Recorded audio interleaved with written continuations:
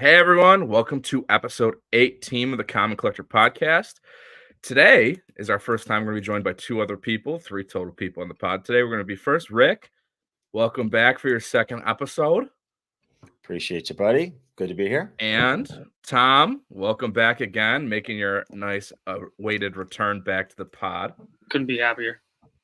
I bet. So, we got our headlines for this week. There's a lot of prospect call-ups.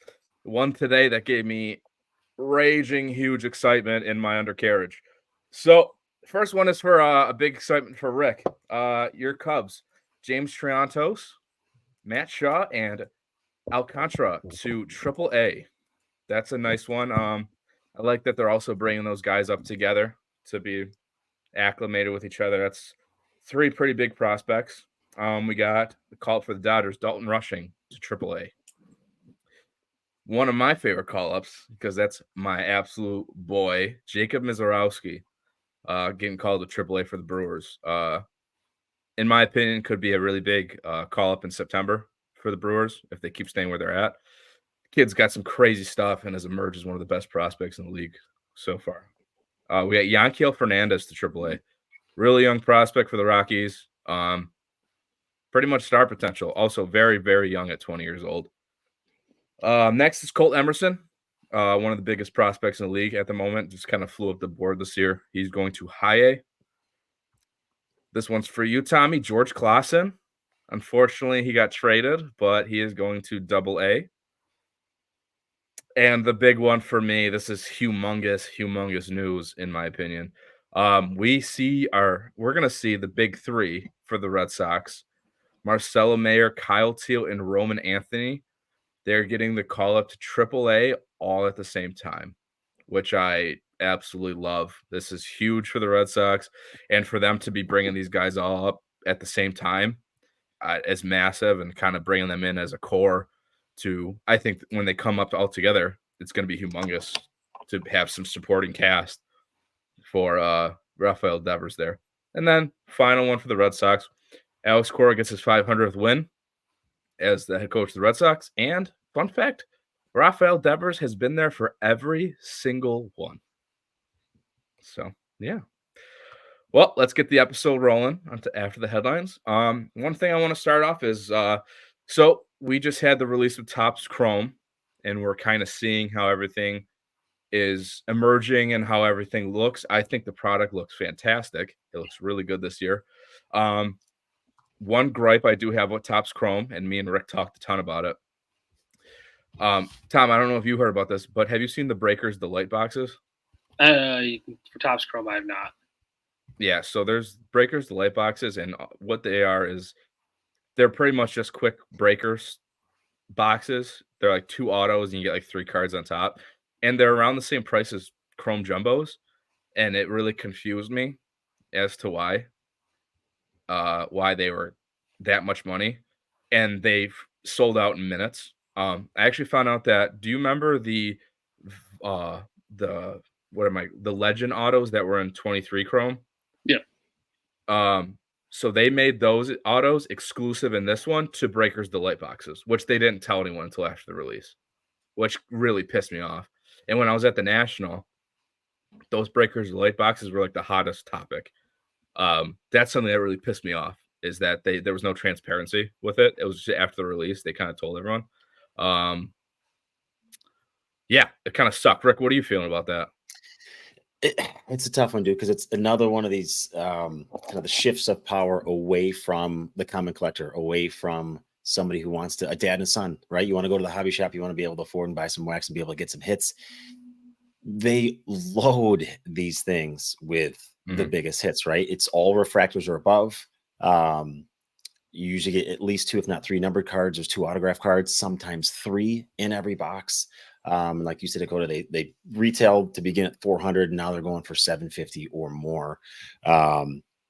It just makes the odds of blasters and in the mega boxes that much longer. When all the hits are kind of taken out of those products and put into these Breakers Delight. So, dude, I don't love it. I'm still buying into breaks, unfortunately, trying to chase these damn things, but overall, I don't love it. Yeah, welcome to the club. Tom, how you feel about it? Because, like, you kind of got the new info on it. What are you feeling? I'm kind of along the lines of what Rick said. It's for me. I'm not a guy that looks to spend $400, $500 every chance I get at a hobby shop. But if that's where they're putting the big cards, like that's kind of for people like me. You're never going to see them, and then you're trying to go on eBay, try Yeah. to find the singles, and those singles. I think I just saw a Jimmy Rollins one that, of course, I would be interested in. But even those ones are going for like 250, 300 on eBay. So it's Yeah. basically to the point where the people that aren't willing to spend that sort of money are just never going to ever feel like, oh, I look at what I pulled. I pulled one of the top guys. Yeah. So I was saying, like, even like the lower end guys of this are like the Fred McGriff for the Rays is even going for a pretty good chunk of cash right now. And the Ken Griffey ones are just going for crazy money. And it's annoying because these are some of the most beautiful cards I've ever seen for these autos and the legends and stuff. And you're getting cool ones like if you follow a non-monster team like the Sox, Yankees, etc. Like if you follow the Rays and you're a Rays fan, you can get a Fred McGriff, or like the Cubs, you can get like last year. I just gave Rick and Andre Dawson one. That was in last year's, like that kind of stuff. But they're going for just astronomical prices, and that's the thing kind of like that really sucked for me for the Breakers Delight. And I mean, they're pretty much already gone already. And to get in a break, it's like everyone wants to get in it, so kind of brutal. But one thing I want to think of, like, because we saw the set list so far and the checklist and all the players, and we're looking into Chrome Update now because that's going to be coming next. I'm not a paper guy, so I really don't care about when flagship paper comes out for update. But when we're looking at Chrome Update and the Scheme's first official rookie card for Chrome, is Chrome Update going to be much bigger than Chrome this year? Who wants to take it? Yeah, dude, for sure. Right. Like Skeens is the number one most liquid name in the hobby, right? Like we talked about it last week, a little bit. And I just every single person who's collecting right now, who's spending money in breaks or on wax, will be going crazy for this. And you also got to remember the debut patches, right? So that was massive last year, right? The Volpe and I think the Jaywalk.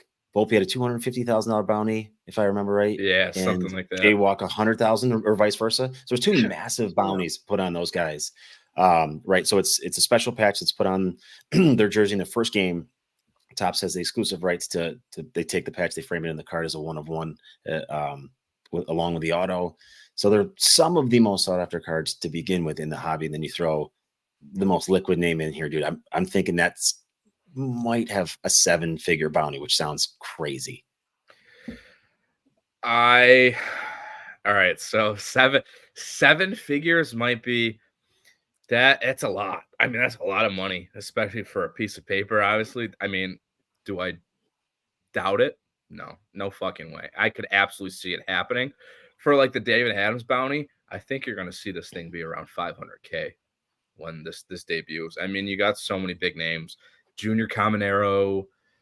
How much do you think the holiday debut is going to go for? Right. Like, dude, the checklist is absolutely massive. I mean, you got Churio, you got Holiday, you got Cole Keith, you got Stanley Raffaella, you got Fitzgerald. Like, you got so many names. Lawler. I mean, Wyatt Langford, Evan Carter. Like, dude, the list goes on for. And I mean, Fitzgerald has been absolutely explosive recently.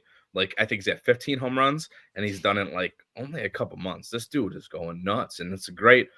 I like it because it's a nice little supplemental name to add to Topps Chrome. You know, to have another guy throw in. He was like the, I wouldn't say Josh Young of last year, but like a Tristan Casas. I mean, he was also a big name, but you know, one of those things that you could throw in there and be happy to hit that. You know, you're never, how often you're going to hit like a big name like Holiday or Langford. I mean, I got so lucky with mine, but one of those things, I mean, again, another checklist where it's absolutely monstrous. I mean, how many times have we seen this in years past where you can like look at a box of Topps Chrome, go through the checklist, be like, dude, there's this guy, this guy, this guy, this guy, this guy. You can't. I mean, you go to like back to 2014, and I think it was like Nolan Arenado, Mookie Betts. 2015 was like, I think maybe Bregman or Kyle Tucker or something. There's like 1 or 2 guys in every box. Last 3 years, you're seeing guys have a 10 at minimum 10 guys checklist of this kind of thing, and it's nice, encouraging to be like, all right, I can go, not be scared to go in and have a more chance of not pulling a decent name than a long shot of pulling something like that. So, and when does the cutoff end? When are the cutoff ends? Like, I know they try to get it stop it at to like, get it into update. Yeah. I mean, there's probably not a definitive answer. It kind of probably depends on when they're going to print and everything. We still might not be seeing the end of these names coming up. I agree. I mean, yeah. Also, you know what? You know what name we forgot? James Wood. I'm saying, like Dylan Cruz, possibly, if he gets called up. So, obviously. Yeah. So the release date's usually the 2nd or 3rd week of November. I'm assuming to print, to pack, to ship, that's got to be a couple of month turnaround, right? So we may have already passed maybe the cutoff, or be close to maybe it. The beginning of September. They might push it for September call-ups. Yeah. But again, this is probably a situation where Fanatics will probably see what's happening. September call-ups will probably get pushed to next year because they're like, hey, this is loaded right now. Let's push these names to the next year to load up the next product, that kind of thing. There's been situations like that where guys have been pushed, but their rookie year was the year before. That kind of thing. Like it happened to Justin Verlander, I'm pretty sure, like a long time ago, and a few guys recently that it happened to. So I would say probably right now, if you're not called up, like at least in this next week or two, I doubt you're going to be an update or anything like that. You'll probably be pushed to next year, assumingly. So I mean, on topic of wax right now, we just had Topps Finest. We'll just talk quick about it. The design looks fucking awesome. The autos look cool. It's like a ripped effect. It's really cool. One thing that Topps did do is they got rid of the 2-box master box format of Topps Finest. They went to just one straight hobby box. And so each rookie card, or just card in general, has 3 tiers of rarity. So it's like just base, uncommon, and then rare, which is really cool. I think it's cool. 3 different type of rookie cards in that. So kind of like that, kind of like how Panini does Select. I think it's really cool. Kind of a different like style, gimmicky, but it's cool. The autos look really good in general. Finest is kind of like second tier for rookie cards. I think when you're not looking at your Chrome regular and Chrome update, you look to Finest for your next tier of rookie cards. So yeah, but right now, because we're kind of on the details of wax, one thing I do want to talk about is in this scenario we're in for cards in this kind of era, is there money to be made on buying and holding wax right now? Tom, what are you thinking?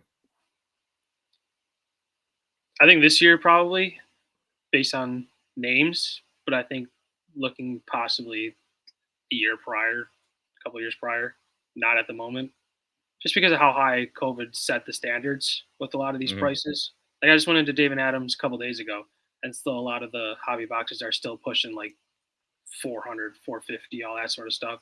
So in a way, I don't see how, because there's not as big of a name as like Ohtani in the couple years past and stuff like that, how you can possibly make room to continue to add value to something like that. So right now, no. Maybe this year, yes, because like you said, the schemes, all his like first cards and all that sort of stuff, I think maybe, but it really all depends. Yeah. So like, Rick, what I'm going to ask you is less of investing in hobby boxes and waiting a few years. Yeah. What about like our retail wax? Like when we're looking at retail. Yeah. So I've got 2 products that I even the MSRP is pretty rich, maybe even too rich for my blood, but 2 hobby releases that I think are potential to make money on.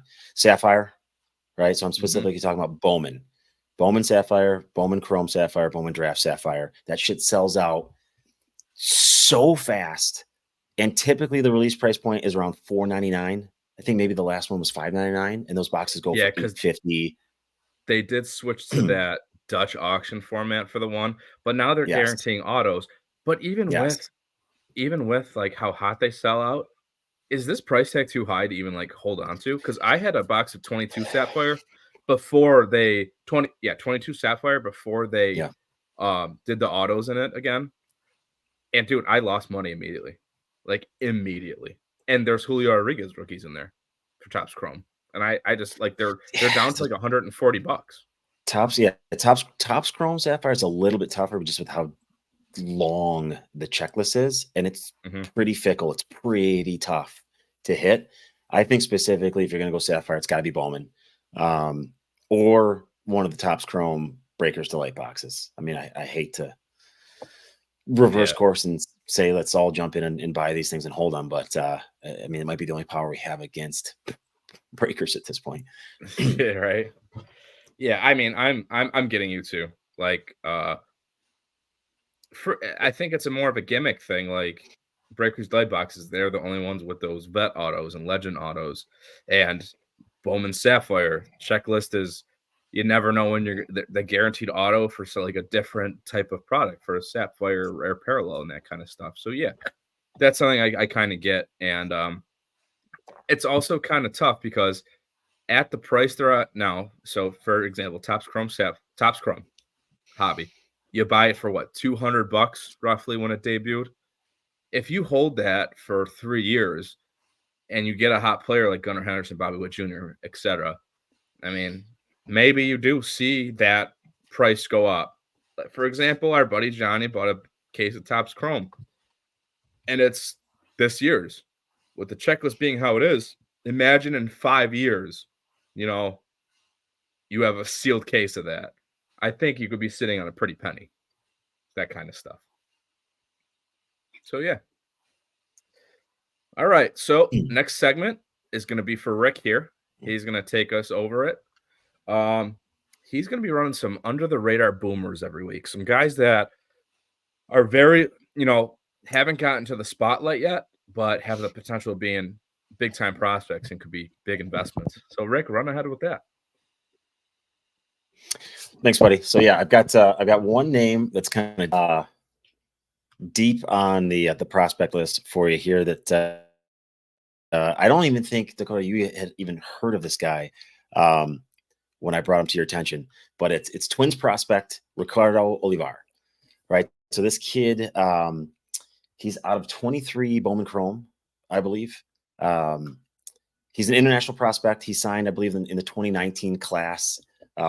He's a catcher and outfielder. So he's got kind of a cool position flexibility when it comes to Olivar. I'm going to rip through a couple of his stats here just so you guys can see kind of his progression. So he debuted in 2021, really kind of a lackluster debut. He played 34 games in rookie ball. He only hit 204 with a 339 OBP. So kind of struggled out of the gates, but then came back in 22 in the FCL, and he won MVP.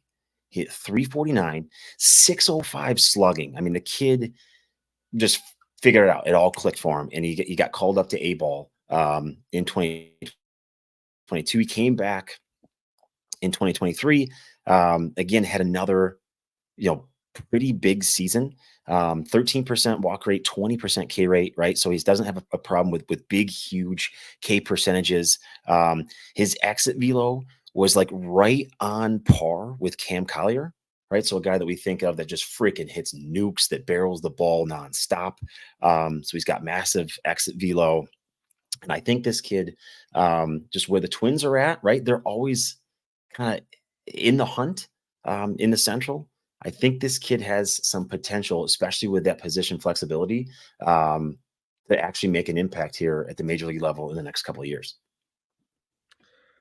Yeah, that's awesome. I mean, I'm really seeing a trend of these younger guys, like 17-year-olds, and you're seeing them getting just monster in the rookie ball and just really showing up, going to single A and just booming.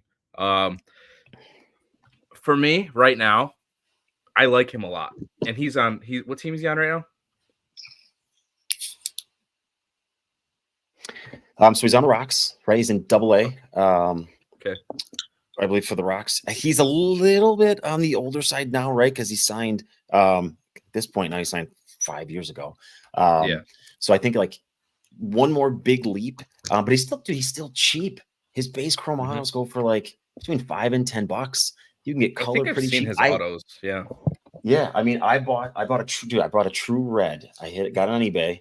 I mean, I was so stoked. It was centered to the tits. It came in. I look at it. The front is perfect. I flip it over. It's got like a freaking like a nail, just dimpled, mashed into the back. But yeah, let's see if I can get the camera to focus with my stupid background here.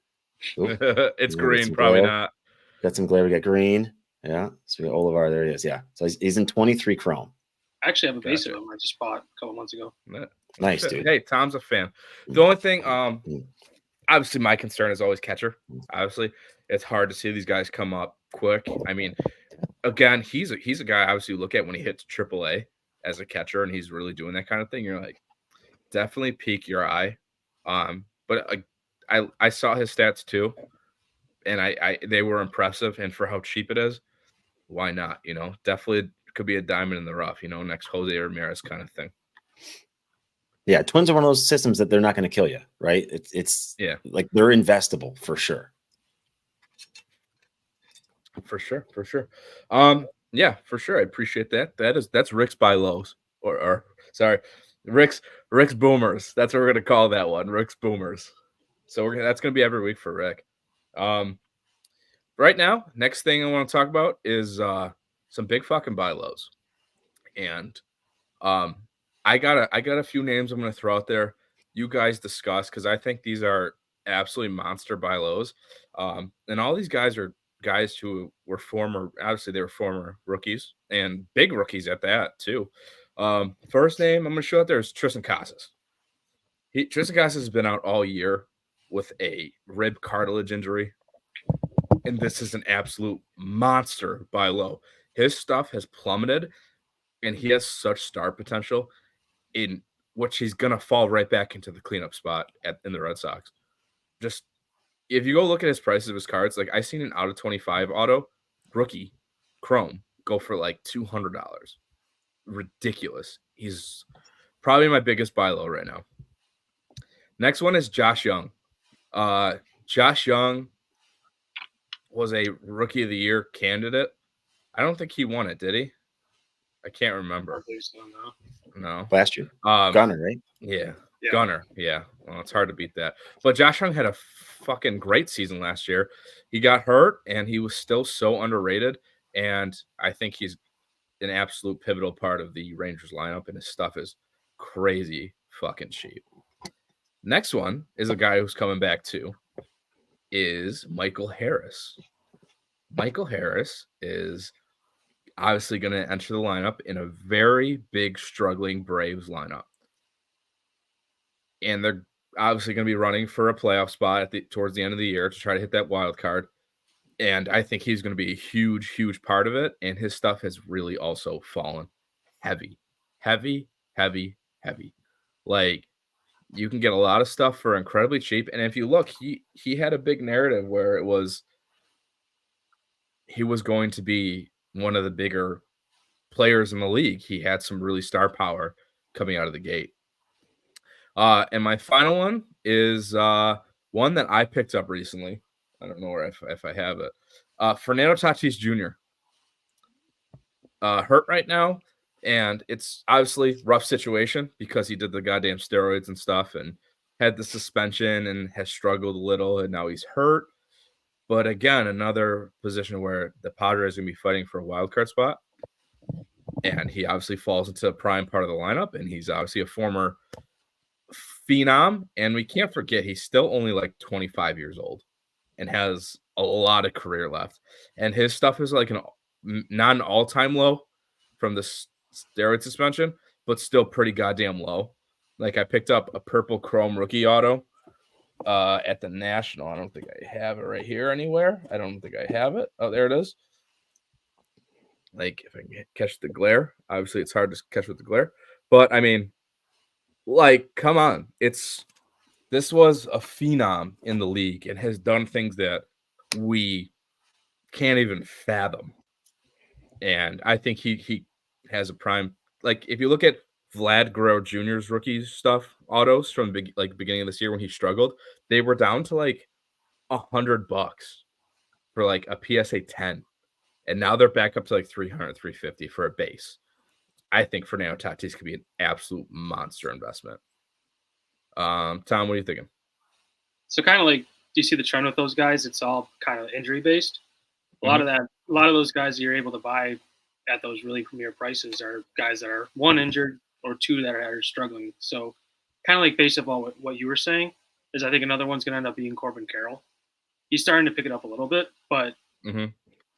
what he did last year, and I know they have like their issues with his swing and his shoulder and everything, but I think at the end of the day, once again, so a guy that had superstar potential having a down year this year, I'm sure. I haven't looked at his prices personally, but They're low, big yeah, time low. I can guarantee you that as long as he's even just a shell of his former self, like the next year, 2 years down the line, whatever, kind of like how Vladdy's doing this year, you're going to end up being able to make twice, double your money, if not triple, depending on what type of card it is, what you're looking at, etc.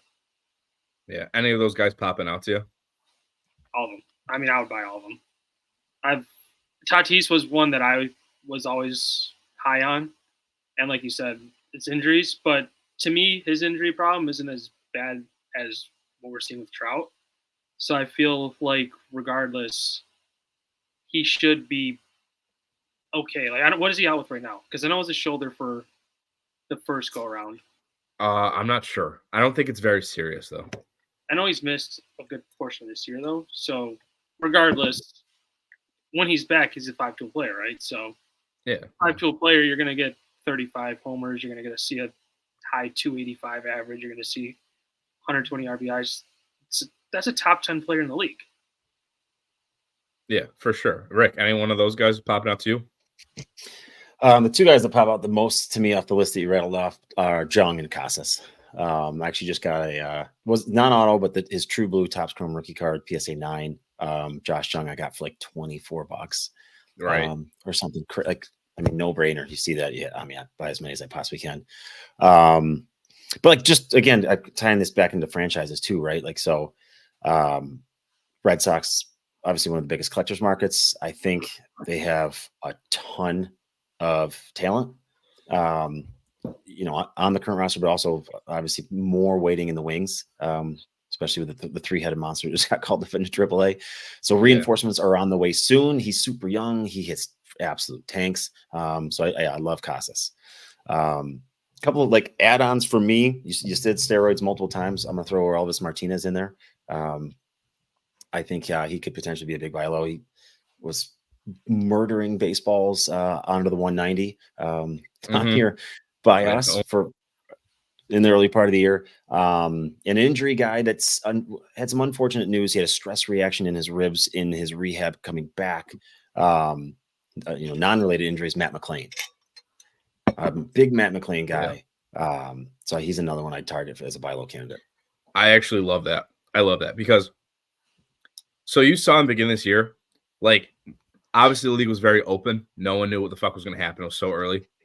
And the big stories were Matt McClain and Spencer Steer. Like they went off in the beginning of the year. And now you're seeing Spencer Steer. Maybe you're really seeing what Spencer Steer really is a 240 guy with 20 home runs for a ceiling, 250 guy.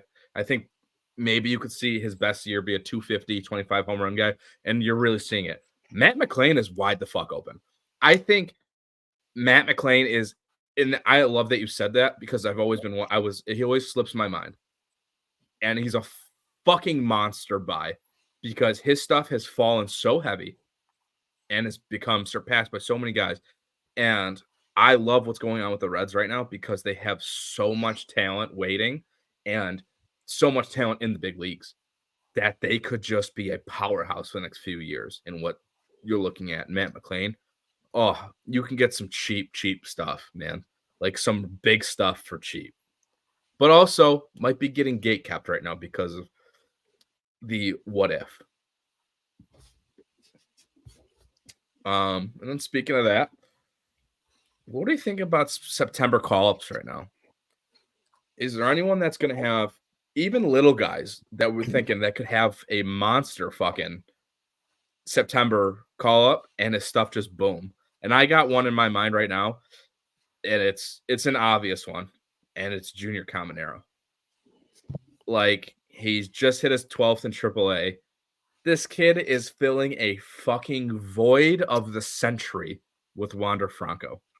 Like, this is like one of the things, like, you see a guy so highly touted like Franco, especially with the card boom in 21. This dude was everything. Dude, I was selling his anything colored of him for absolute bank at 21. And now he's gone, and the Rays have this monster void to fill for their star. And I think Junior Caminero is that monster void. Yeah, dude. I mean, you know where I stand with Junior. He's one of my biggest buys, right? I think I've everything in the rainbow through blue, bunch of his Safi stuff, some of his rookie stuff now. So yeah, I mean, that's to me, yeah, for sure. Stating the obvious, Junior. Davison De Los Santos, right, is another one that's kind of in that obvious category that he should be up now, especially with the move to Miami. He just hit another one last night. Yeah, I mean, the kid just hits. There's got to be some weird red flag with him to have go from Rule 5 draft to Cleveland, back to Arizona, now to Miami. I don't know if there's something these front offices know that we don't know, but the kid's bat's legit. I've got a bunch of random smaller guys that I think may have a chance to get on an extended roster here in September. Shea Wickham, I've got on my list. So actually, that's awesome you say that, because I bought a Shea Wickham green Bowman first auto, like for like $4, like a few months ago. Yeah, and it was in a I bought someone's table at a show. They wanted to get out of the baseball, so I bought it, and he was in there. And I look at his stats, and I'm like, this kid's like, I know he's a little bit older to be a prospect, like 24, I think. But I'm looking, I'm like, or maybe 23. It's not even that bad. I'm like, this kid's fucking tanking the ball. Like, where did he come from? Yeah, the kid hits absolute well, and he's also got a little bit of a benefit being in Houston's farm system's not insane, right? There's not even anybody that really jumps off the page necessarily, especially with some of their latest trades. But yeah, he's 25, but he's hitting damn near 300, and he's got 24 bombs this year. He had 35 last year, so the kid's got like legitimate power in his bat. Yeah, for real. I'm trying to find his card. Yeah.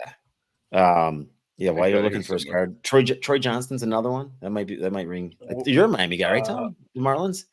I know a lot of their prospects. Yeah. Okay. So Troy Johnston's another one, kind of in that same old huge bat. Jorge Barosa. He got heard of Jorge Barosa. Yeah, he's a D-back, and he's just like this model of consistency. Like, if you look at his minor league numbers throughout his entire stint in each level, he's just super, super steady, close to a 2020 guy every year in the D-backs organization. He had a cup of coffee, I think, I want to say earlier this year, maybe late last year, and it just didn't stick. But I think Lourdes Gurriel went out tonight, so maybe one more injury in that outfield, he might get the call up. Dustin Harris is a guy on my potential call up list. I feel like he could have been called up 2 years ago already. Is this the September where Jace Jung makes his first appearance in the bigs? I'm super on the Jace Jung train. I think he's an absolute stud. So he was a guy that I pulled his mega box auto a while back. Oh no, it was his Bowman first auto, and it was going for like pennies on the dollar. Man, I think it was like going for like $6. And I'm like, do people know this is the brother of like Josh Young, like one of the best prospects in the game at the moment? I'm like, and I know he had a down season, but if you're looking at what he's doing right now in AAA, it's absolutely fucking insanity. He's going nuts, and the Tigers need some talent. Yeah, and they moved Colt Keith off a third. They didn't move him off a third for fucking Gio or Shella. All right, they moved him off a third because Jace Young's the future third baseman here. And one last guy, your former boy, now Pirate, Nick York, seems like he can make an impact on this Pirates team yesterday. His stuff has dropped bad. Like really, Yeah, and he's hitting like I think his first 10 games in Pittsburgh, he's hitting close to 400 with like a nearly 1,000 OPS. So he's raking right now. Not a trade that really made a lot of sense to me for the Quinn Priester. I was fucking fuming when it happened because you look at our second base situation for the Red Sox and it's like not good, obviously. And then Nick York has been a big prospect for us for quite a few years now. And then you trade him for Quinn Priester, who obviously Tom likes a lot. And Quinn Priester's not having a good season in AAA. Like, he's not bad, but like it's not like, yo, we just got a big talent. I mean, I like Quinn Priester, but I mean, man, that was really fucking terrible trade. I thought you were gonna trade him for a major league talent, but yeah. But back to Shea Whitcomb real quick. Yeah, Found it. I Nice. found it. It's a green. I mean, I got this thing for how cheap did I get it for? Super cheap, like maybe like $5. And I mean, it's a really clean card, super centered, but I'm like, do I grade a Shea Whitcomb? I don't know.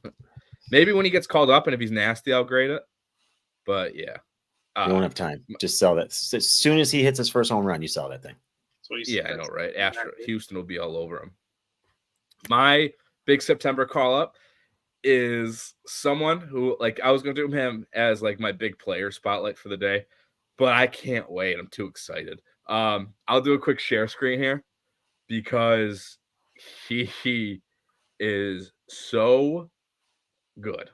I'll show you real quick because I love this guy. I absolutely love him. And we preach him on the podcast, and it's my boy, if it'll load, Colby Thomas. Like, if you're looking at these stats, dude, you can see it right here. He just hit 4 home runs last week. He's at 284, 24 homers, 347 on base, 917 OPS, 14 stolen bases, and he is just absolutely tearing the cover off the ball in AAA. And I got his stats here for the year in AAA. I mean, if you look here, dude, 47 strikeouts in 59 games in AA is tremendous. Like fucking incredible. And dude, 48 strikeouts in 41 games, dude, is still not bad at all. 571 slug, dude. Like we talk about this guy and he's just absolutely incredible. Like an absolute stud of the league. I think he's my big September call up and I made this in a trade on Veriswap. I got his gold shimmer. Is that mine? Is it gonna pop up? It's not even there. It is purple. I mean, where I got the green here somewhere too. I got the other green here. Dude's a fucking stud. Like that massive bang you guys heard was my phone dropping, trying to come up with the purple PSA 10 that I bought from Dakota months and months ago, dude. And so that's my story about him. I got his purple in a Veriswap trade, and just got put onto him from the Veriswap trade just randomly, and he was a throw-in. He was a throw-in into that deal, dude. I really think this kid's gonna be a star. So, yeah, agreed, dude. Love him. Tom, you got any September call-up picks? Yes, I got a couple of them. I think the easy one that probably all of us are expecting by the end of the year is Dylan Cruz, obviously. Nationals still technically aren't out of a playoff spot, and I do think that they're going to want to at least give them some sense of what Major League life looks like, especially for next year. They're just continuing to get younger. And one of his teammates is another one that I think his name is Andres Chaparro. Mm-hmm. Dude just rakes. I saw him today. He's hitting like 330, 20-something homers, 80-something RBIs. And he's been doing that like year in and year out in AAA and just has never gotten an opportunity. But I do think that the Nationals are a team that could give it to him. Yeah, but is Chaparro going to be is this a quadruple A guy? Is this what he is? It might be. We obviously won't know until we get a decent sample size. But has he got to the big leagues yet? I don't know for sure. I don't think he has. I never heard the name, honestly. But in the meantime, kind of banking off of the Marlins too, and I talked to him and brought him up to you guys before, is Griffin Conine. He's Yeah, your 27. boy. Your boy. He does have 18 homers. I do think that if he's ever gonna have an opportunity in the majors, it's gonna end up being this year. Isn't that Jeff Conine's son? Yes, from Duke. Love it. I've been following him since Love he's it. been at Duke. But Yeah, yeah, I remember. You I love think him. that if he gets an opportunity, the Marlins are kind of in a rebuild mode anyways. So you kind of have to see what you have in your system, especially the older guys. And then the last one I have is Carson Wisenhunt. I know he's Yep. struggling in AAA, but I do think that they're going to end up giving him opportunity in the majors. Once again, to see what they have. 23 years old. He's also a nice, cheap Bowman Oh yeah, auto. 15, But 20 also, tops. wasn't Hunt just recently in the most recent Bowman draft? 24. I think Yes. Rick. I think he's in. Yeah. Yeah. He's in 24. Bowman is his first Bowman auto. Oh, no shit. Yeah. Okay, I didn't know that. I thought he was draft last year. Yeah, no, he was one of the holdovers that they held in the 24 Bowman, I think. Nice. Where did he go to college? I'm not sure. Honestly, I that's something I can't. I thought. Yeah, East Carolina? No, I think that was Trey Yesevich. He definitely went. I think he went to ECU. Maybe. I don't know. Fuck it. East It's Carolina. so hard to know. Fucking A, you animal over there. Oh my god. I'm the minor league guy, not the college guy. Did you just out college me? This is ridiculous. This is Clip what the that, fuck? baby. Let's put it on Stampede Clip Sports it. Oh, I'm disgusted. I've been drinking too much tonight. Yeah. Well, that's that. Yeah. I'm sick to my stomach right now. You just did that. Let's talk about this is open discussion. I hope we scream at each other. Who do you think? I mean, we're gonna have obviously one consensus pick on this. Our NL AL Rookie of the Year. Obviously, we're gonna have one consensus pick. Someone might be a little different, but let's talk about it. Rick, start out. Who's your AL NL Rookie of the Year? NL is a runaway, right? It's Skeens. There's some other names that just have the unfortunate, run in with just the freaking monster that he is. AL for me, it was definitely Jordan Westbrook until the injury. I think that pretty much takes him out of the running. I was looking down the Fangraphs war today. Unfortunately, Kowser's leading this list, and I think he's the Vegas betting odds, dude. If for me, I watch a ton of baseball, right? And I've watched him play in AAA. I've watched him on TV many, many times this year. I even got to see him live once. I don't know, man. I don't know. Something about Kowser that just pisses me off. It rubs me the wrong way. He doesn't look like he cares. He doesn't look like he's trying. He's a fucking baby. He smashes his bat. He throws shit in the dugout. I just can't root for a guy like that. Yeah, fuck that guy. I want a dark horse in this race. I want Wilyer Abreu in this race. Give me Wilyer Abreu. I hope he goes nuts for the next month, and I hope Wilyer is in the conversation here at least. Butter my buns. Yeah, butter give me my Wilyer. buns, baby. All right, all right. He's 5'2", dude. If you see, he makes some of the most unbelievable defensive plays in right field. Fenway is not an easy place to play outfield, and he makes some of that stuff look so routine. His bat's pretty silky. So yeah, give me Wilyer. Gotcha, Tom. Yeah, I mean, NL's kind of just a runaway with Skeens. Plus, I think kind of just the hype around him also basically just banks it for him. Although NL it does have a lot of better players than Yale does, considering like what Rick said. I'm also not a big Kowser guy. I saw him playing against the Bisons last year. To me, kind of he was the most, what's the word that I want?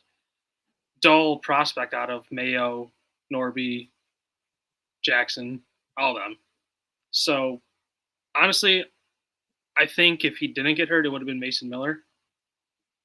But if Jackson Holiday continues on this tear, he's still got 2 months to go. If he keeps on this tear, he could also be a dark horse right up to the end.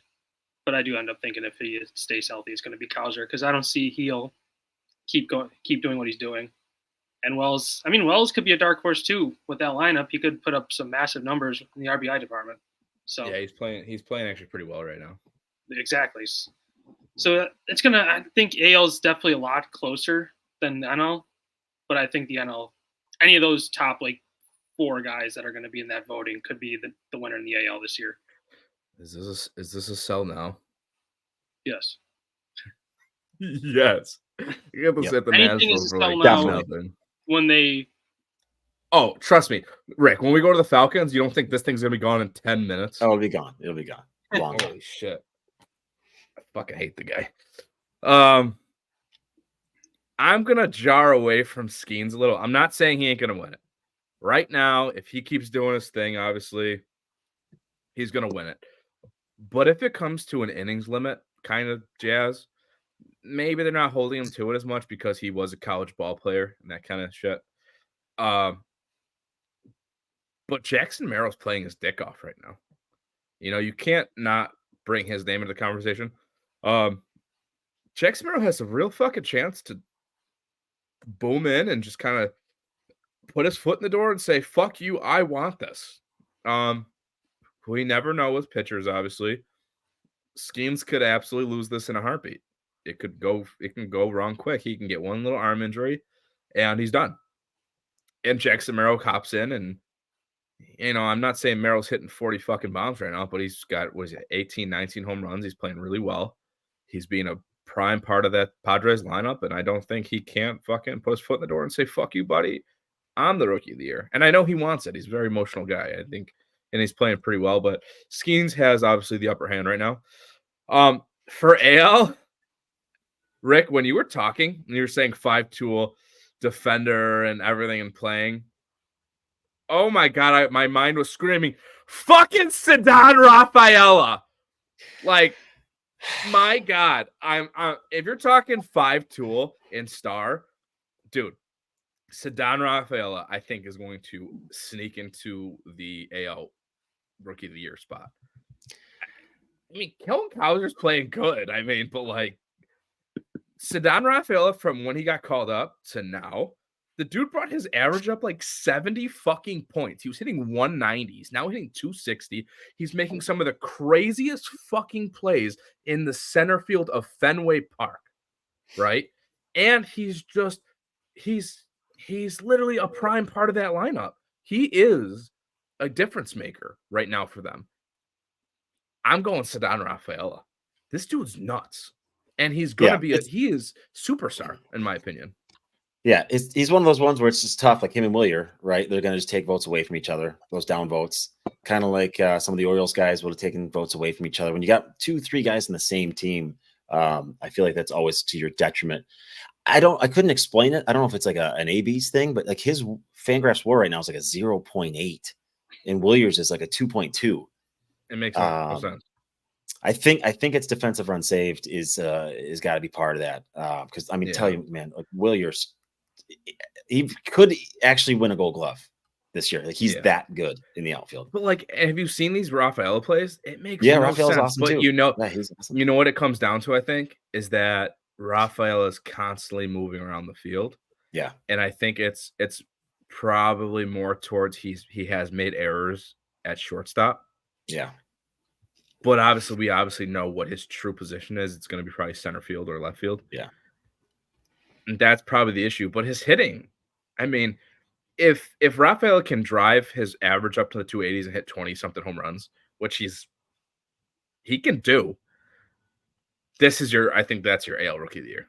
And I'm a homer for it. Don't give a shit. I love the guy. He's dynamic. It makes me feel like I have Mookie Betts back on my team. Yeah. But yeah, it's hard.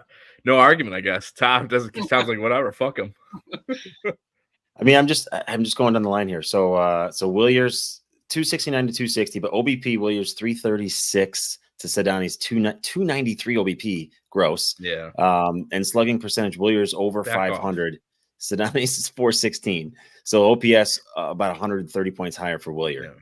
Yeah. What I'm looking at for Ceddanne though is his like past 30 to 45 days. Like You're looking at your collection. You're looking at your collection. Let's be honest here. You're looking at your collection. Wait a minute. It's here somewhere.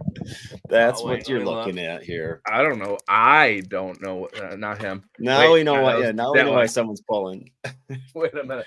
I don't know what you're talking about. Yeah, dude. Yes, I am, because I am a homer for him and everything. I get it, but because I'm so in depth with watching these guys every fucking day, I watch them. Yeah. And his last 45 days have been awesome, just awesome. And the way he drove his average up from 190 to now almost 260, it's something you really got to look at.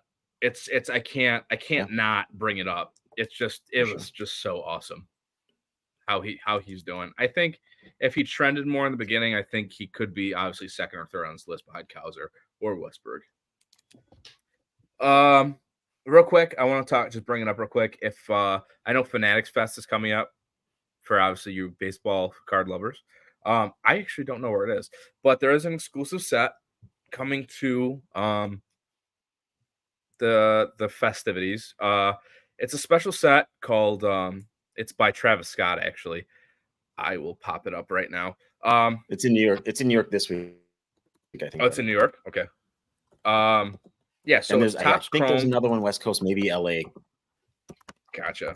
It's Topps Chrome, the Cactus Jack set. It's like designed by Travis Scott. Obviously like a gimmicky type thing, like Ben Baller. Pop up the images is here. Yeah, so it's gonna look like this. We'll do the old share screen. Sorry if you're on the Spotify and you can't see.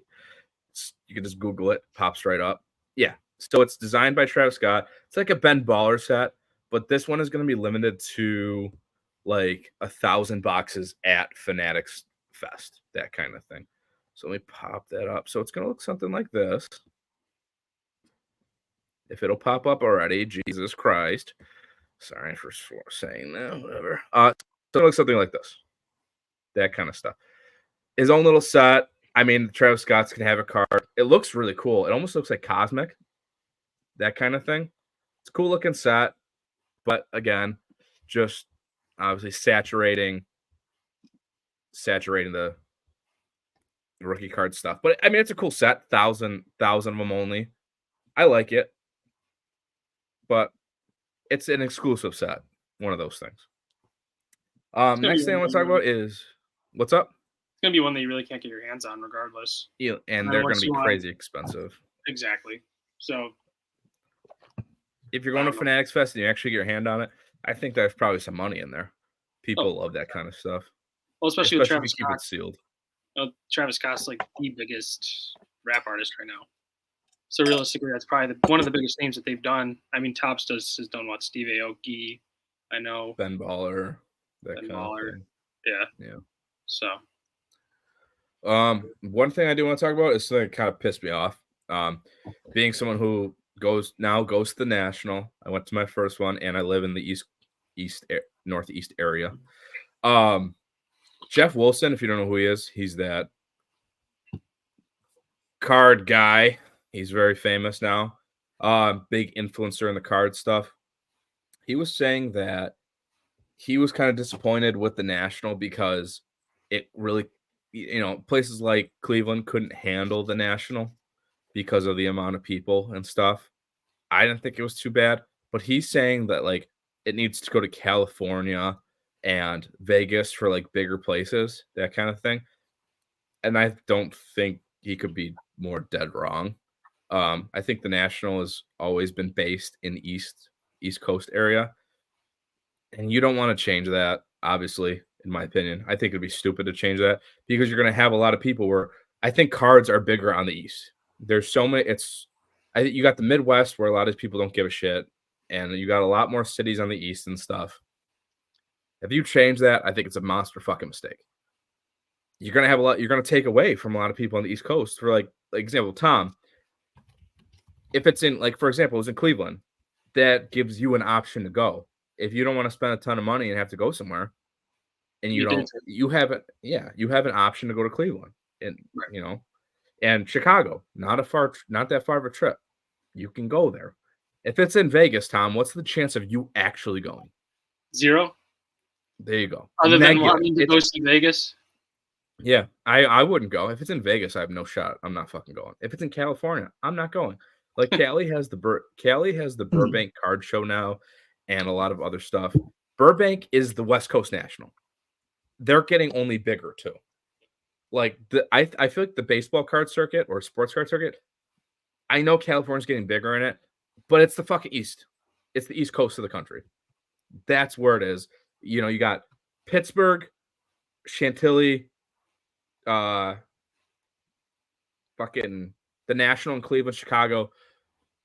This is where it should be. I think even that Culture Collision show in Jeff's backyard. That Culture Collision show is getting humongous in Atlanta. That's right in Jeff's backyard. Mm-hmm. He's from there, so I'm surprised to hear him say he wants to shift coasts. I understand what he's saying with the venues and how big it is and stuff, but it's only getting bigger. I don't know, man. I don't know what to tell you. I mean, maybe do more planning, like or twice a year, where you kind of split it up. Here's the thing. It's another great one. Yeah. There's definitely some stuff too that you could have done in Cleveland, right? So they had it at outskirts at one of those convention centers with blocks of hotels or whatever. But like to me, it would be really cool when you utilize a market like Cleveland. Why wouldn't you use the sports stadiums? I think that would just be cool as hell to have. Yeah. I mean, it was in this, right? It was in this dead of summer. You could have had the Jake. You could have had where the Browns play. You got obviously the Q, or whatever the hell they call it now. I think it's still the Quicken Loans Arena. But there's right downtown. You got 3 massive venues that just went untapped. I don't know. Yeah, I mean, and you know what's crazy is the IX Center is fucking massive. Like, dude, it was huge. It was absolutely 2 giant ass fucking rooms. Like, absolutely massive. I didn't think they utilized it right. I think there was a lot of spread out stuff and lack of food vendors. Like, people were waiting in line for like fucking hours, but like they didn't have any food vendors outside. Like, people were like, you have your wristband, you can go in and out like whenever you want. Yeah. Why wouldn't you allow food trucks to be outside, dude? Sports stadium, telling you. Obviously, probably with the weather, you'd have to do something, dome stadium. Obviously you can't account for weather, but dude, right? There's endless amount of food on these concourses. I'm telling you. Yeah, and I mean, IX Center was great, but they could have did planning wise, spacing. I think they could have did a lot better. That's probably why he was kind of upset. And the trade nights obviously were lackluster. A lot of the places got canceled, and there wasn't a ton of hotels around. Like Rick, like from what I hear, when we go to Chicago, the trade nights are going to be where we flourish. That's where like, because I mean, when you go, you'll see when you go to these tables. Hopefully, there's more Bowman because fucking terrible. It was fucking awful. When we go, hopefully, it'll be better. But for my Bowman stuff, I flourished at the hotel. That's where I did good. And I mean, I think we're going to be a real hit at Chicago. Tom, obviously, if you want to come with us, you can absolutely come. We had extra room in the hotel. What I love is it was for everyone. You didn't have to spend $3,000 or $4,000, $5,000, $6,000, $7,000. There, I talked to a dude who had $150 he went with. He's like, dude, I'm having the time of my life. I was like, that's fucking sick. That'd be me. There's nothing wrong with that. You can come and hang out with us. The best part was just hanging out with my friends. I hung out with some of my really good friends, and we fucking drank. We went to dinner. We hung out all day. We shot the shit. I met so many cool collectors. That's what it's about. But don't fucking move it to the West Coast, because then you're gonna have all the cash cows and the whales coming, and no one wants that. We're here to be common collectors. We're here to be with each other. Don't fucking move it to some giant fucking Vegas or LA. No one can afford to stay in Vegas or LA. That's the point. You're gonna lose so many people because no one wants to pay $3,000 for a fucking hotel room. You're gonna take it away from vendors and people that want to spend money on cards just to stay. Our fucking Airbnb at Chicago was expensive enough for 4 days. And that's Chicago. We couldn't even get into the hotels. That's how expensive it was. Yeah. But what do we got? Yeah. So, last few topics. I want to talk about overall farm systems that we invest in, who is our favorite overall farm system to invest in right now, and just kind of where you're confident in the players in the farm system. So, Rick, run with it. Who's yours? So obviously I'm a Cubs fan, so I'm not going to pick the homer. They are probably actually my number one, but I'm not going to pick it. I'm going to I go. don't mind that because they Yeah, do have a very deep farm. dude, yeah, monsters. But I'm going to veer away from that. I'm not going with the Monsters. one that I've. Yeah, yeah. Hey, It's all hey, right. keep your head I up got no here, shame in my okay? game. The I got Cubs. no shame in my game. I got no shame in my game. So I'll go with the farm system I've invested by far the most amount of money in, which I still think hopefully will pay off, is the Tampa Bay Rays. Okay. Right. So starts at the top. We've already been all drooling over him in this podcast. Junior Caminero. Right. But like from there, you've got Caminero, you got Carson Williams. Looks like he's going to be potentially another superstar. Xavier Isaac, who again I think is maybe one of the biggest impact bats in the minor leagues. He's big boy. Yeah, I mean, but they got monsters, man. Braden Taylor, monster. The trades they make, right? Front office is amazing. They scooped up Dylan Lesko, Adrian Santana, who I think was a first runner last year. Braylor Guerrero was a big guy out of 23 Chrome. Chandler Simpson with what he's doing. We talked about him a ton last week. They traded for Aiden Smith, and a guy I'll spotlight here. Potentially in our next topic is one of my favorite guys to collect too. So I'm gonna go Rays. Love that. I mean, I just picked this up. If you're listening on Spotify, it's a Braden Taylor Bowman First Black parallel. And I was looking at his stats, and they're really good enough for his price point to invest in some of his rare stuff, like the Black Parallel. I mean, I got this thing for like maybe $90 in like a bulk deal, and it's pretty damn clean. And I just think if for his stats, he could be a real monster for them. And that's kind of something and Junior Caminero is, man, that kid's gonna be a superstar in my opinion. And he's filling the real void, so I love that. Tom, how about you? Crazy as it sounds, I'm actually going to say the Rays as well. I've always been a Rays guy in my collecting, primarily because of how they can progress their pitching prospects, minus injuries, as we saw with McKay and all that. But I think that they are basically top notch in their development systems. I think the Pirates can also be, but they kind of lack in getting them across that line, except if they're, the Skeens type. But I've always been a Rays guy. I think, like I said, development is top notch. Most of the guys, like Lesko, has severe walk issues, but I think that's something that if any team's going to be able to help him, it'll be them. And that could be a very well buy now guy right now too, because I'm sure his shit's really down because his ERA is like at a 7 or something like that. Yeah. So I like Lesko a lot too. So yeah, Rays will also be mine. Yeah, I'm gonna say Rays too. No, I'm not gonna be a fucking pussy. So for me, I'm absolutely gonna go with a team that really doesn't have a total like whole lot of, I'm not gonna say depth, but like a lot of like really big standouts. But I'm gonna go with the Cincinnati Reds. Mainly because they got a few prospects I absolutely fucking love. I am a big pitching prospect guy, so I mean I'll show you right now. I love my hands there. I love Rhett Lauder. I got the gold, which is going to go for grading at the green, and I got the Sapphire 10. I love Rhett Lauder. Absolutely love him. Oh, did we freeze up? Did we freeze up? You froze up. The same thing happened last time. All right, we're back because I froze up again, and I was in a very unflattering position. Thank you, Rick. So yeah, Rhett Lauder. I absolutely love Rhett Lauder. He was struggling a little bit when he got his first taste of AAA, but has been phenomenal lately. Just scoreless inning after scoreless inning. Just been nasty. Another guy, and I think I got a really big card of him. It's his atomic. If you can't see it, Cam Collier for the Reds.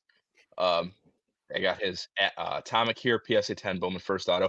Weirdly enough, it's out of 100, and it's actually a pop 41 in the PSA 10, so half of them are 10s. Wild. They must just have a really good QC on the Atomics. But I think Cam Collier is going to be an absolute star. Like, I know he's in his like 240 batting average right now, Yep. but he's 19 and he's had like 16, 17 home runs. He's just still pounding the ball.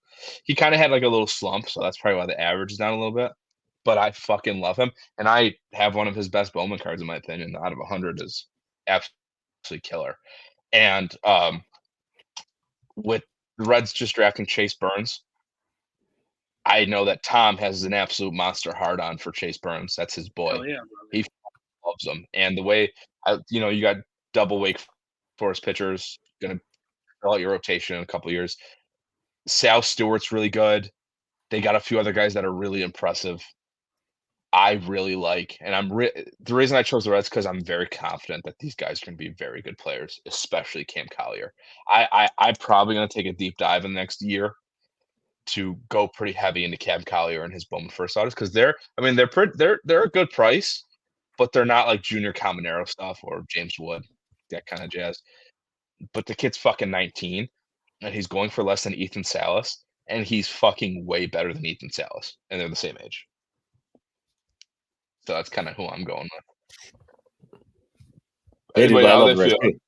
Yeah, I love the Reds too. They're deep, man. I like Carlos Jorge, Hector Rodriguez, Ricardo Cabrera. They got a bunch of guys kind of in that like their 8 to 15 range that are all very, very good. Yeah, it's a big future, and I think you're seeing Amir Garrett kind of stepping into stardom, and they have a lot to build up on, and it's going to be a good team. And I do think Cam Collier is going to be an all-star, superstar, Yeah. in my opinion. Kid's going to be a big Yeah. fucking bat. Yeah, the futures game obviously didn't help his the affordability of his card market, right? Yeah, future game MVP. Kid's a stud, man. Kid's an absolute stud. Look at Tom drinking the red. We're Mountain forgetting Dew. Dunno too. We dimed that gold shimmer of yours. Of who? That's Oh, right. Duno.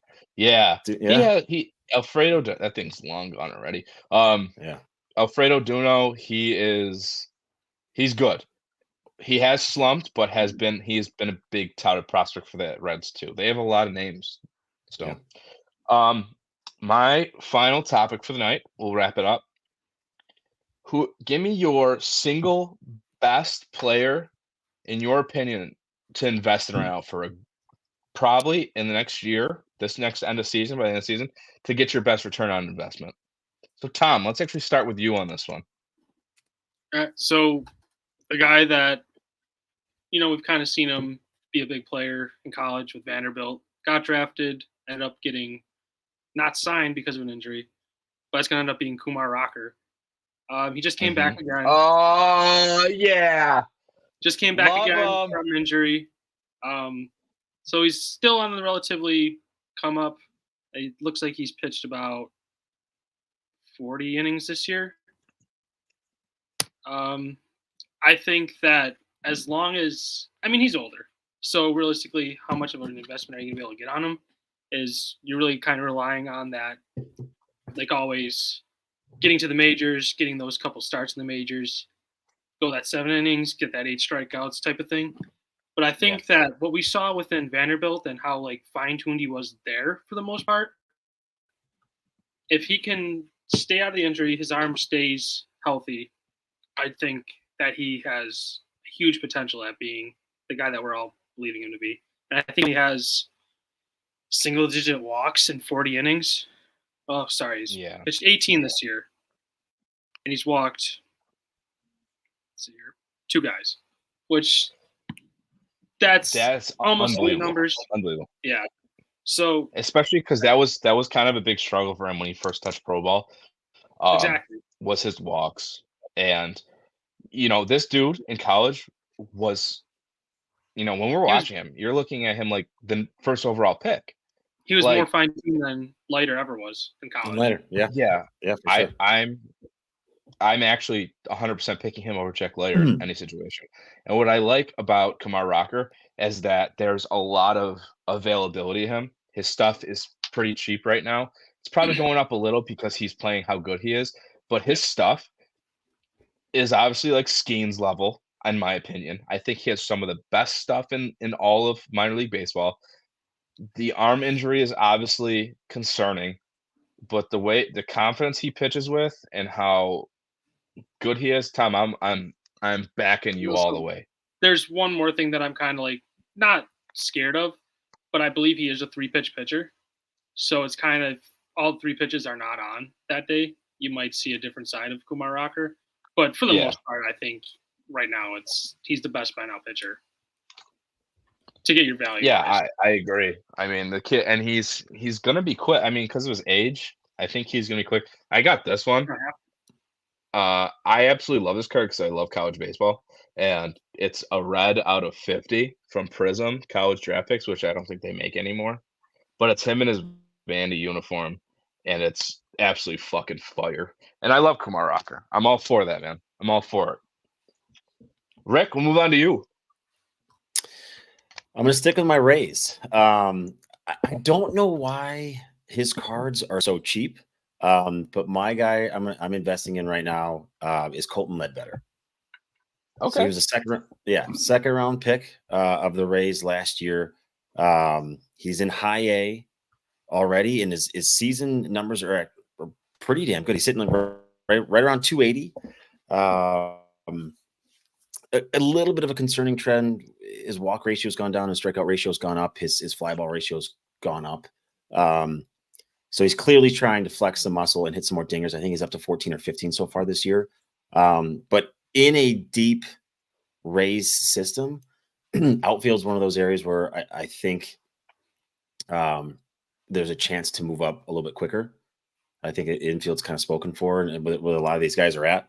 So Colton Ledbetter is my guy, dude. His base chrome, I'm looking at some of the recent sold on eBay's.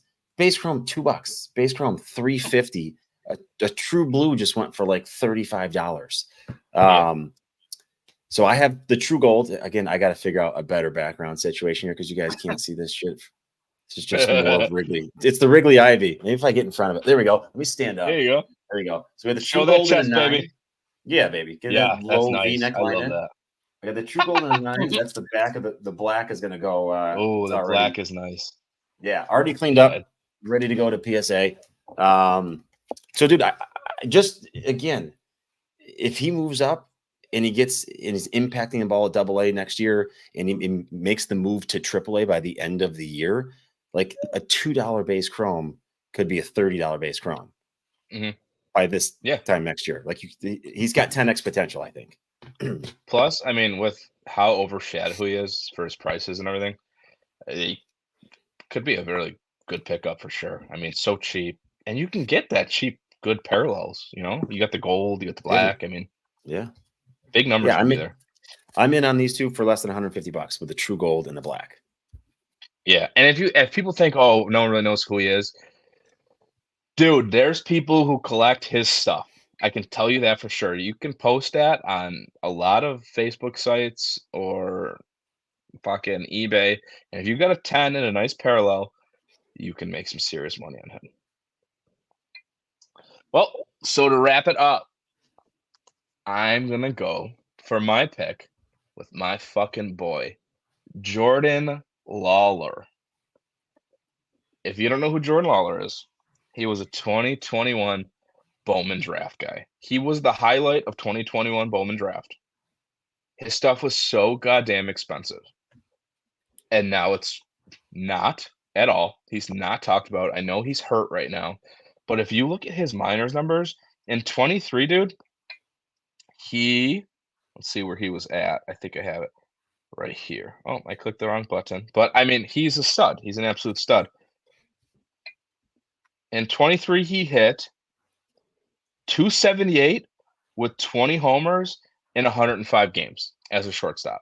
And that's when he was incredibly young. This year in his rehab alone, he had 13 games with a home run, and he's batting .327 just in his rehab. He's hurt. He's on like a 7-day IL right now. But, I mean, guys, we got to be realistic. This kid was like a top 10 prospect for 3 years straight. And now he's like not talked about. Like I have one of his very rare cards right here. black. I'm It's gonna the show you my black. tits again here. Hold on. Yeah, I love it. There it is. Get rid of my nipple. Where are you? Come on. It's Let's not work popping last up. time. Let's work last time. Oh. Yeah, there it is. That fucking monster. So if you're listening in, Rick right now is holding a Jordan Lawler out of 5 auto from the National, and it's a PSA 10. That card is so fire. Right now, I'm holding. I can get it. There you go. Jordan Lawler's black and white Ray Wave, Bowman first auto, and it's a BGS 95. This card is like incredibly rare. Like these are from the what were they? The light boxes. The draft And light the boxes. autos, Yeah. and the autos were insanely rare. They're unnumbered for some reason.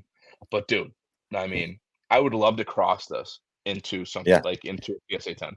Would love, it just Those makes me were super fucking nervous. yeah, the light boxes are 16 box cases, and the autos come 1 in 17 boxes. So you're not even guaranteed an auto In a in an case. entire case, dude. And the Yeah. fact that year it was like a black and white, and the black was way more prominent. So it's kind of like a color match too, which is just absolutely filthy. It is so filthy. I love it. That's one like when that card came up to me at the National, I was like, this thing is absolutely fucking elite. I love it so much. But Jordan Lawler, if you look at the prices for a PSA 10 auto, Yeah. dude, you need to hop on. It's like it's no ifs, ands, or buts. This kid and the Diamondbacks need him bad. Him and Ketel Marte up the middle will be so filthy. I don't even know who's at shortstop right now for the Diamondbacks. Geraldo Perdomo, maybe? Say less. The Yeah. Diamondbacks can use him. Belmo's actually been pretty decent this year, but he's an absolute buy now for me. For the rest of the year, I will be going deep. I actually just picked up 2 rookie autos, Chrome, which I sent you, Rick. Hopefully they're really clean and they're going to go to grading. I just think he's going to be an absolute monster and an absolute sneaky guy in Topps Chrome right now because he just got his Topps Chrome rookie auto. You can buy him in any format, Bowman first or Topps Chrome rookie auto. Cheap. You can buy him raw in his Topps Chrome rookie auto right now, and they're really cheap and good for grading. He is going to be a superstar. So, but I think that'll wrap it up for us, boys. Thank you for coming on again, everyone. Thanks for listening. You can follow us on Instagram at not Stampy, sorry, that's mine. I'm Stampy Sports Cards. Tom's Between the Seams 716. And Rick is Singles Machine Cards. He's going to be on Instagram now, showing off his awesome collection because he's got some fucking ridiculous stuff. We are Comic Collector Pod on Instagram and YouTube. I have been talking about giveaways for a long time, and I actually am going to fucking get going to some giveaways. So I'll post some instructions on the giveaways on the story in a post. All you probably got to do is repost, like, comment, follow the podcast on YouTube and Spotify, and we'll enter you for a giveaway I'll throw something good in there. So thanks you guys for listening and all the support. We appreciate it. We put a lot of hard work into this, and we love talking to everyone, each other, and you guys. So thanks for listening. I'll see you guys later. See you, boys.